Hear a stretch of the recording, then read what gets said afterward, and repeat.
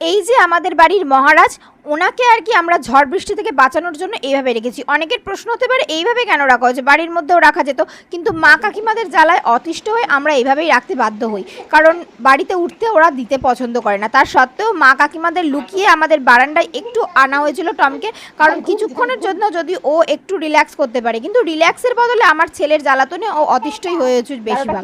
তারপর ওকে বিস্কিট খেতে দিয়েছিল আমার ছেলে, আর যেহেতু ও অনেক ছোটবেলায় এখানে এসেছে আর আমার ছেলে সেই সময় থেকে ওকে দেখছে, তাই জন্য ওর ভয় খুব একটা নেই ওর প্রতি, আর ওকে খুব একটা কামড়ায় না বা আঁচড়ায় না, ওর সাথে খেলাই করে। তবুও আমরা একটু দূরে রাখার চেষ্টা করি, যেহেতু আমার ছেলে বড্ড ছোট, আর বলা যায় না ও তো ছোট, কখন কি ভুলবশত আঁচড় কামড় লেগে যায়। ইঞ্জেকশন দেওয়ার সত্ত্বেও যদি কিছু হয়ে যায় ভয়তে সেফটির কারণে একটু দূরে রাখাই আমরা প্রেফার করি। তো যাই হোক, এইভাবেই আর কি ওই রেমাল ঝড়ের দিন আমরা টমকে রেখেছিলাম। তো তোমাদের ভিডিওটা কেমন লাগলো অবশ্যই জানিও কমেন্টের, ভালো লাগলে অবশ্যই লাইক শেয়ার সাবস্ক্রাইব।